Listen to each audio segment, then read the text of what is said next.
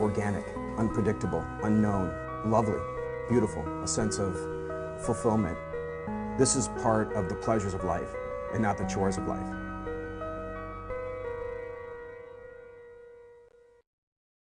Coming up on Daily Iowan TV, students kicked off a week-long event to increase transgender awareness. Find out why they held a candlelight vigil. And hear what Republican presidential hopeful Jon Huntsman said about the sexual harassment allegations made against Herman Cain. And in a big win for Iowa football this weekend, and sports will give you the reaction to the thrilling victory over Michigan. All that and more is coming your way next. Daily Iowan TV starts now.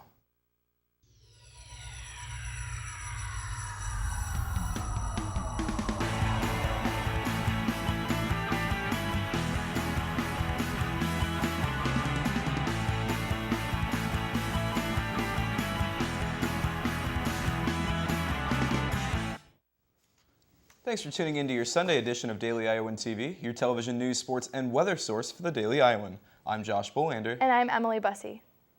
Students and community members joined in a candlelight vigil this evening in honor of transgender individuals who have experienced hate crimes. The vigil included poetry readings and other written word performances as part of Transgender Day of Remembrance. A coffeehouse open mic event followed with more readings and prose. The event kicked off Trans Week on the UI campus, a week-long schedule of events celebrating trans-identified people and gender variants. Tune into tomorrow's edition of Daily Iowan TV to see more coverage of Trans Week's events. With only 2 days before the general election, Iowa City Council candidates are split on their methods for campaigning for early voting. Part-time UI student and candidate Michelle Payne said she sent out flyers reminding people to vote. Steve Soberoff, however, said he's using Facebook and Twitter exclusively and staying away from direct mail and signs. Regardless of their efforts, early voting numbers have been low this year. According to the Johnson County Auditor's Office, only about 1,500 people voted as of Sunday, the second lowest early voting turnout in 10 years. Republican presidential hopeful Jon Huntsman called out Herman Cain today, demanding that Cain disclose all information about the recent sexual harassment allegations. At least 3 women have come forward with harassment claims against Cain, but the Georgia businessman denied the allegations. Cain told reporters Saturday that he won't comment on the decade-old accusations. Huntsman spoke on NBC's Meet the Press Sunday, saying that it's Cain's responsibility to come out in total about the accusations. And GOP presidential contender Ron Paul spoke out on Sunday about the United States' relations with Iran. The Texas congressman said offering friendship to Iran instead of sanctions would be more successful. Speaking on Fox News Sunday, Paul said the country's fear of Iran's nuclear program has been blown out of proportion. University of Iowa student government members have a higher rate of criminal charges than the average UI student. According to the Fraternity and Sorority Life Alcohol Task Force's 2010 report, the arrest rates for undergraduates overall was 5.1% for the 2009-2010 year. Of the 52 UISG members in legislative and executive branches, about 7.7% had criminal charges against them. Former University of Iowa student government Senator Rashad Noth was recently released from his position following his first-degree harassment and assault charges. Last week, Higgins said that the UISG passed legislation updating the organization's code of ethics. And the Occupy Iowa City protest has officially reached its 1-month mark of occupation. Despite the chillier temperatures, tents still cover College Green Park 4 weeks after the protest began. Protesters told the Daily Iowan they are still planning on staying at the park indefinitely. Since its inception in Iowa City, demonstrators have held teach-ins, marches, and displayed signs about their anti-corporate message. And recently, the protesters agreed to a 4-month Iowa City permit. They're also constructing a 4-walled structure currently for the coming winter months. Read tomorrow's Daily Iowan for more on the protest 1-month mark. And still more to come from Daily Iowan TV, Nigerian Nobel Prize winner Wole Soyinka came to campus today. Find out what he had to say. Plus in sports, men's and women's basketball were back on Mediacom Court. We'll see if both teams were able to come out on top. All of this and more to come, but first let's take a look at our local weather forecast from Daily Iowan TV's Scott Jones. Thanks, guys. Conditions have been fluctuating between sunny and warm and gray and rainy over the past few weeks, and it should continue to be the case for this week. Starting on Monday morning, it'll be chilly at 46 degrees, and we'll have partly cloudy skies. In the afternoon, the high should reach a decent 57, and we'll see cloud cover increase throughout the day. And in the evening, it won't be too chilly at 50, but we should have about a 40% chance for showers Monday night. That rain will continue into Thursday, and we should have about an 80% chance of showers all day. Luckily, we won't have any more precipitation for the rest of the week, but it should get pretty chilly. We'll have partly cloudy skies. Lows will be around the mid to upper 30s, and we shouldn't break the 50-degree mark again until this weekend. That's your check of the weather. Back to you guys at the desk. Nigerian Nobel Prize winner Wole Soyinka, described by many in the UI community as one of the world's greatest figures in human rights, spoke on campus today. Daily Iowan TV's Nick Rector has more on the story. This lecture about technology and the writer to the local crowd. How do these cyber experts and software wizards expect a writer to feel if they choose to give their products all kinds of misleading and off-putting names? Even the latest, Twitter, it has not been superseded by something more inane. Soyinka won the Nobel Prize for Literature in 1986, and as a political activist, he is known for being imprisoned for 22 months during the 1960s for trying to negotiate a peaceful solution to the Nigerian Civil War. Nick Rector, Daily Iowan Television. Soyinka is only the second person to receive the Rex D. Honey Award. The first was awarded to the current Prime Minister of Zimbabwe. Local feminists say creating a feminist society is achievable here in Iowa City. More than 100 people gathered in Iowa City this weekend for the first Midwest Feminist Conference. The UI's Feminist Majority Leadership Alliance hosted the event with the Feminist Majority Foundation, and attendees discussed gender inequality and oppression, saying that dialogue is one way of addressing these issues. Organizers said one of the main goals is to build unity and work together as activists. The closing of Iowa City's small downtown post office location weeks ago is still affecting local businesses. Some Iowa City business owners told the Daily Iowan that they have had to turn to private companies instead of the post office. Other business owners like Bill Nusser of Hands Jewelers said they've had to make several changes with how the company ships high-value merchandise. The post office's closing was part of a national cost-cutting efforts by the post office. Read tomorrow's Daily Iowan for more on the story.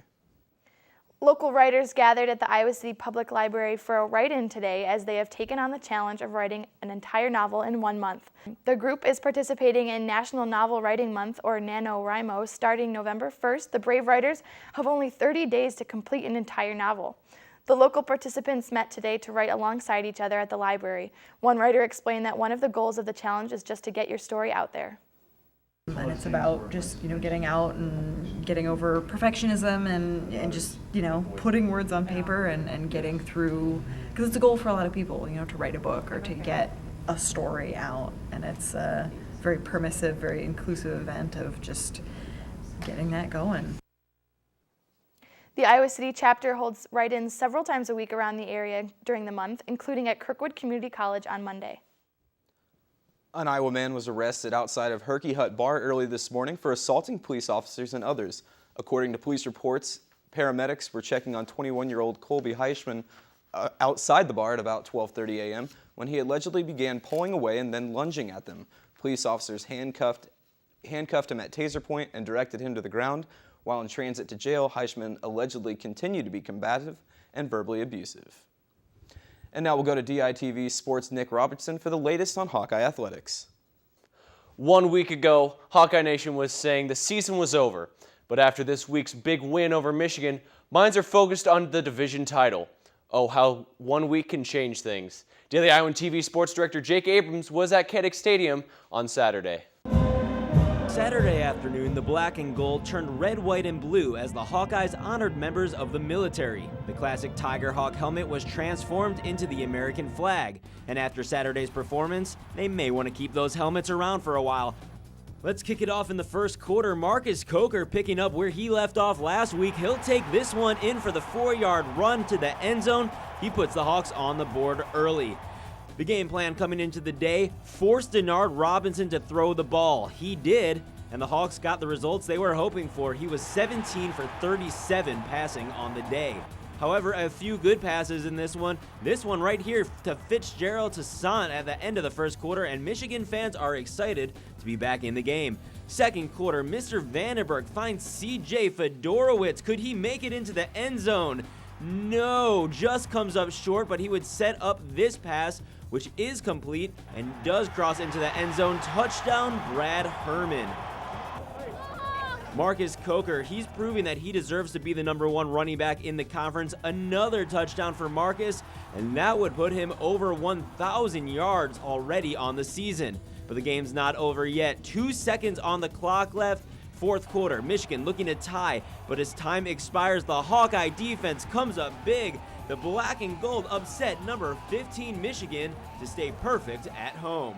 The Hawkeye season is now in November, and every game is a must-win. It's November, and November is really one of the only months that really count during the season, most important month during the season. Last week, the Hawkeyes lost to the worst team in the Big Ten, but this week, they beat one of the ranked teams, and the team is thrilled. You beat a team that's ranked, and certainly we're not. That's a good thing. And just like that, the Hawkeyes are back in the race. From Kinnick Stadium, Jake Abrams. Really proud of our football team. Daily Iowan TV Sports. Fans have been waiting since last March to re-enter Carver Hawkeye Arena to watch the Iowa basketball teams. The men and women's both debuted their 2011 squads with exhibition play earlier this afternoon. The women came out of the gate shooting fairly poor, but in the second half, freshmen Samantha Logic and Camille Wallin led the Hawkeyes, shooting 56%, giving Iowa their first taste of victory in 2012. It was a great exhibition contest for us, and they pointed some things out to us. But yeah, I think we'll get it cleaned up. I think that it'll be a great film for us to be able to watch and pick up some things that we can really work on. Let's shift over to men's basketball. After seasons and seasons of disappointment, some excitement has surrounded this new team, and fans were able to see them play for the first time this afternoon. And Daily Iowan TV's Ian Martin got us our first look, too. Fred McCaffrey and the Iowa basketball team were back on the Carver hardwood for the first time this season, and while the exhibition didn't count, it allowed some to impress. Point guard Bryce Cartwright scored the first basket of the season for the Hawkeyes, and Melson Vasabi was up to his old tricks as well as the sophomore laid in the reverse early in the first half. Now, senior center Andrew Brommer was out with a sprained knee, which allowed Devin Archie to start. The senior was able to show off a more refined skill set here, rebounding the Matt Gatens miss and getting not only the board, but the putback. And from the freshman class, the most impressive debut was certainly Aaron White. The Ohio native scored from afar, and in the second half from a near. He also added some defense after that on the very next possession, as he was able to get the Dikembe on Bearcat center Kyle Schlakey, leading to a Fran signature fast break finger roll for Bryce Cartwright. Iowa would go on to win 79-59. Ian Martin, Daily Iowan TV Sports. Matt Gatens led Iowa with 17 points, while a total of 12 Hawkeyes scored throughout the game. The men's first official start comes on Friday at 7 against Chicago State. So guys, basketball is finally back, football gets a big win, and overall a great weekend for Hawkeye sports. Back to you at the desk. Thanks, Nick. And only with Daily Iowan TV can you get a sneak peek at Monday's pages of the Daily Iowan, read about students pitching in to create birthday kits for needy children, plus how one UI grad student is studying the relationship between society and video games. And before we go, here's one last look at Monday's weather forecast. You can expect partly cloudy skies and a high near 57 degrees. Going into the evening, we'll get some rain and a low of about 46 degrees. That's your latest update from Daily Iowan TV. You can tune in tomorrow at the same time or check us out online at dailyiowan.com. Thanks for watching and have a great day.